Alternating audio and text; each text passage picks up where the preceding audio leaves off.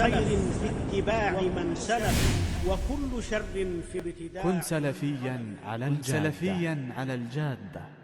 So it's important for the du'at, those calling to da'wah, to give precedence to Tawhid.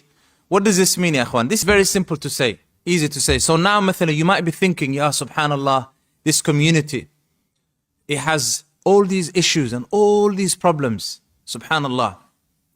You know, we have now so many diseases now. We have feminism, we have all these diseases of the isms, ISMs that are everywhere, that are happening now.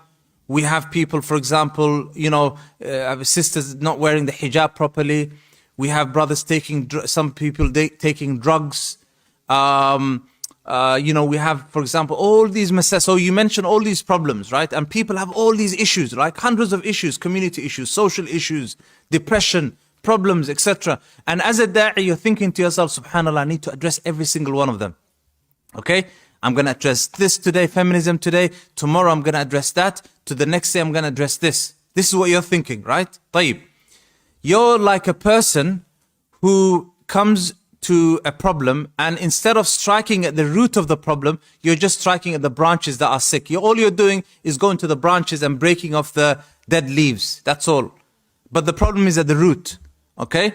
And this is not the da'wah of the Anbiya and the Mursaleen. I'm not saying you don't address these issues sometimes, but you don't make your da'wah addressing these issues only. Your da'wah has to be Tawheed. If you rectify people's Tawheed, and if people understand Tawheed, and they understand La ilaha illallah, everything else becomes rectified. Wallahi, automatically. Do you not think when the Prophet came to Sallallahu Alaihi Wasallam Quraysh, they didn't have these problems?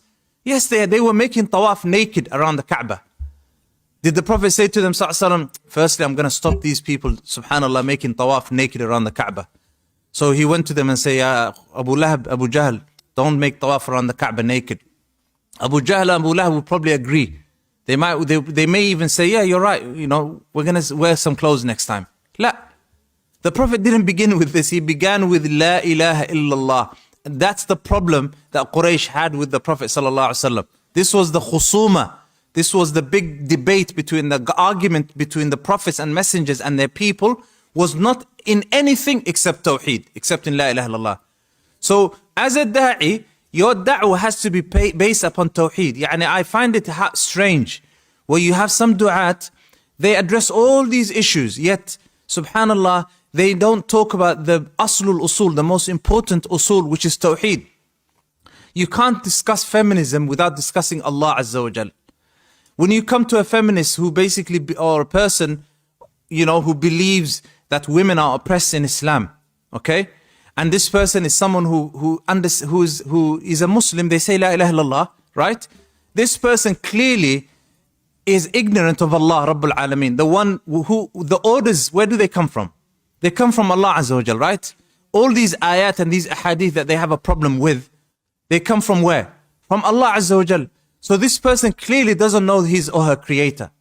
So if you don't teach them their creator and you don't, you know, solve this big problem, then the problem will always occur.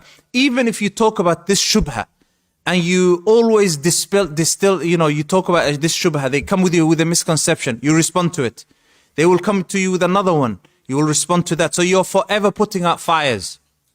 You're always putting out fires. Okay? So this is why, as the Shaykh mentions, your da'wah has to begin with Tawheed. وَقُلْ رَبِّ زِدْنِي